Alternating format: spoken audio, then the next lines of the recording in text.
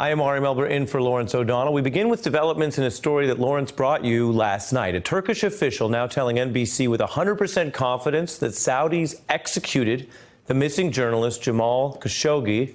And late today, we learned even more about the audio recording of this alleged killing.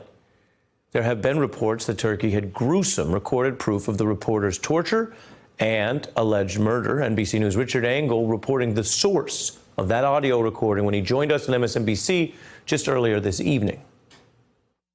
So these are stunning new details. They put a whole new twist on this story about what happened to Jamal Khashoggi when he went into the consulate behind me.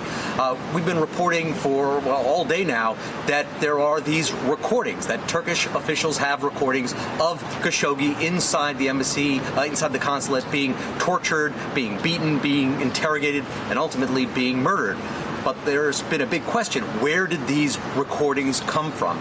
Tonight, a pro-government Turkish newspaper, Al Sabah, is saying that Khashoggi recorded these messages himself, that he went into the consulate very suspicious. He thought something bad might happen to him. He asked his fiancée to wait outside. He gave her his cell phones. But according to this newspaper, he went into the consulate wearing an Apple Watch, which he synced up with one of those cell phones outside so that the information would be transmitting, so that whatever happened to him while he was inside the consulate was being uploaded to a cloud and being saved. And that he went in and terrible things did in fact happen to him, that he was murdered, that he was interrogated, that he was tortured, and that he, with this act of foresight, this act of cunning, really, left behind the clues that Turkish authorities are using to solve his murder. To solve his murder. Well, let's be clear. The solving of this murder in almost real time and in public is putting new, more significant pressure on the Trump administration for its stance and any potential punishment that it would consider for Saudi Arabia in retaliation.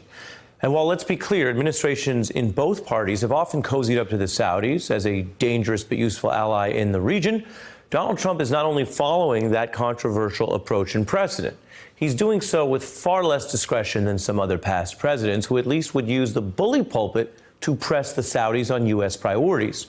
Trump's not pretending to do that thus far this week, instead claiming that relations with the Saudis are excellent, which drew pushback even from his interviewers at Fox News. And also, Trump blithely saying he hasn't called Saudi Arabia to even discuss this. Here he was this evening. Nobody knows quite yet. Nobody's been able to put it all together. People are starting to form ideas, and as they're formed, we'll let you know. But it certainly is a terrible thing. Has their record otherwise been overlooked for too long? Well, I think a lot of records are overlooked. If you look at Iran, if you look at so many other countries, take a look at Syria. You take a look at a lot of countries' records have been overlooked. But this is a very serious thing, and we're looking at it in a very serious manner. Okay? And we'll see if we have a big crowd. Have you spoken to the king of Saudi Arabia about this matter? I have not called him. I will be calling him. While the American government under Trump may be holding back, there are other people taking action. Business leaders like Richard Branson and Steve Case announcing they're suspending deals with the Saudis. Corporate sponsors bailing on a financial conference there later this month. That includes media companies like The Times and Bloomberg and CNBC, which is a sister company of MSNBC. The head of the World Bank also drawing the line here. Now, dropping a conference is a pretty simple step. It won't have a huge impact on the Saudis, but it does send a message and try to build towards more unified international condemnation. But let's be clear, even that step is apparently still too much for the Trump administration as of tonight. You hear leaders elsewhere pulling out of the event. Are you still determined that you will attend at this point, given that there is still, I think, no clarity as to what has happened to Mr. Khashoggi, the Washington Post journalist? I am planning on going at this point. If more information comes out and changes, we could look at that, but I am planning on going. Thank you. For the Treasury Secretary to go to their investment conference? Well, I guess a lot of people are going over to an investment conference. He was partially over there anyway. A lot of people are going over to the investment conference. Joining us now, Michael Isikoff, Chief Investigative Correspondent for Yahoo News, and Evelyn Farkas, a Senior Fellow at the Atlantic Council, former Deputy Assistant Secretary of Defense, and an MSNBC analyst.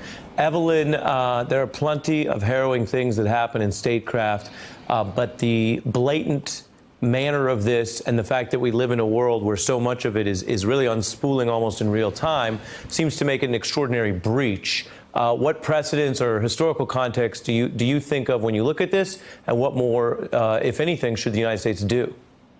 I mean, Ari, it's shocking. First of all, I'm appalled at the fact that our administration is behaving as if they don't know anything, because I think it's probably pretty credible, as the New York Times and other media outlets have reported, that the Turkish officials have said that they already told the United States and gave our government their intelligence. So the fact, I mean, I think the Treasury Secretary should be saying, unless I find out information that, proves that he's alive and he wasn't murdered by the Saudis, I'm not going.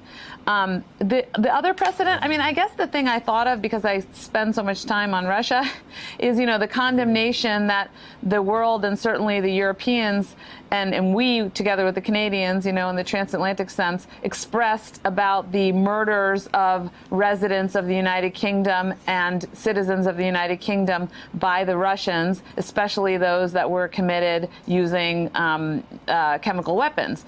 And here we have another case where we'll find out how clear-cut it is, but I think we need to hear more from governments.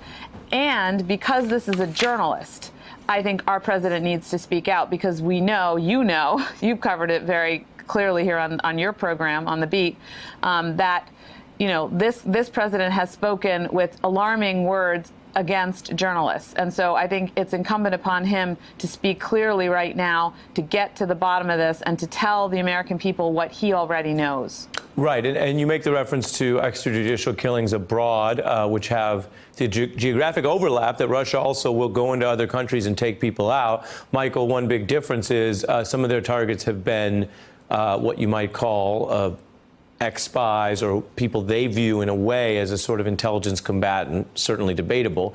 But as Evelyn emphasizes, this isn't even near that. This is a journalist, and that goes to your reporting today, which I'll read for the viewers and let you explain. You say that Khashoggi crossed this line that made him a marked man and probably led to his brutal death. This is according to your discussions with at least one of his close friends. His offense: he dared criticize the country's volatile Crown Prince Mohammed bin Salman in a Washington Post column that accused this supposedly reformist strongman, by the way, a partner of Kushner, of imprisoning intellectuals, journalists, and other political dissidents. Explain, Michael. Well, this stung for MBS, Mohammed bin Salman, and other members of the royal family, precisely because Khashoggi was no bomb thrower. He was not a renegade. He was not a defector. He was a guy who had been closely tied to members of the royal family. He had been a top advisor to Prince Turki bin Faisal, who had been the chief of Saudi intelligence, and then later the Saudi ambassador to the United Kingdom. So his criticisms were very much from somebody inside the tent. And that's what I think outraged the MBS and his clique around him so much, because he was a respected voice. He had a huge megaphone, thanks to that Washington Post column, and to have him questioning Mohammed bin Salman's reformist credentials, saying he's arresting the wrong people, and then most recently, just a couple of weeks ago, writing a column calling on the Saudis to end their cruel war in Yemen. It was, I think, there was a view that he had crossed a line, and the Saudis did what they apparently did here. So that analysis makes sense, but obviously anyone listening would say, well, if you are concerned that someone from inside your own network is sort of calling you out for this kind of attack on the free press, and then you go ahead and execute that person, that would seem to reinforce, among other things, that very critique. And so that goes to what they thought this would do. Is it that they didn't think it would break in this way internationally, or they don't care about international coverage of it, and they're just going to handle spinning it back home? How do you make sense of that? Look, that is a truly fascinating and important question. Like, how could they have been so clueless as to think they could get away with this? And, for years, the Saudis have had on retainer, former CIA officials, former State Department officials, a whole coterie of Washington lobbyists and national security experts who could advise them on what they could get away with and what they can't get away with. Mohammed bin Salman, who's the de facto ruler of the country, is somebody who is clearly cocksure, confident in himself, doesn't feel he has to play by the same rules, viewed himself as a reformer. He was trying to get all this street cred as somebody who was allowing women to drive and making other modest reforms. And I think he was sort of a little bit divorced from reality as to how this would play out. One other point it's important to that I want to make that's in our article. This is based on an interview with one of Khashoggi's very close friends, somebody who was talking to regularly over the last few months, Khalid Safori, and he said, look, you cannot take out of the equation President Trump's rhetoric here, calling the press enemies of the people. Trump hates journalists, and he would not react if we kill one.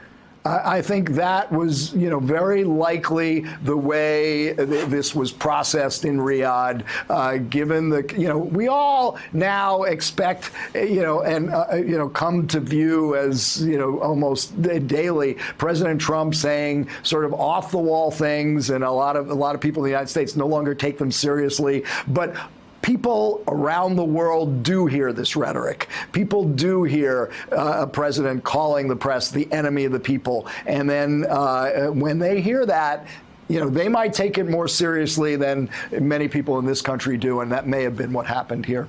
And so do you think, well, to you in a second, but Michael, just to button that up, then do you think that there is some notion of U.S. contributing role liability here, that they should clean that up? Not conscious, but I think this is the kind of inevitable, byproduct of the kind of outlandish rhetoric we sometimes hear from Evelyn? The president. Well, I was just going to add to that to say, in effect, our president went to Saudi Arabia first. It was the first country he visited, not Canada, which would be normal, what the most conventional presidents would do, not Mexico, our neighbors. But he went to Saudi Arabia, where they already have a mixed history in terms of their, foreign and domestic policy. Now you have a crown prince on the scene who thinks that he in effect is running Saudi Arabia, although his elderly father, the king, is notionally in charge, but he's running the country now. He's kind of running a Jekyll and Hyde policy, so he's loosening up some reforms, and he's trying to attract foreign investment on the basis of being a reformer economically and a little bit culturally. But at the same time, while he allows women to drive, he jails some of the original women who called for the driving. He put his family members under house arrest, which are in effect basically the people who are running Saudi Arabia, the rich relatives, in order to extort money from them. Let me push you on that and also show another diplomat, Robert Jordan, who's a former U.S. ambassador, because a lot of the folks in both parties, in the diplomatic corps and the national security community, are still, quite careful about how everyone talks about Saudi Arabia, no matter what they seem to do, because they seem to have this stranglehold as a real politics strategic ally. Here's Mr. Jordan only using question marks to say what I think he's trying to say, which is they're responsible and something must be done. Take a look. I think this is the worst moment in U.S.-Saudi relations since 9/11.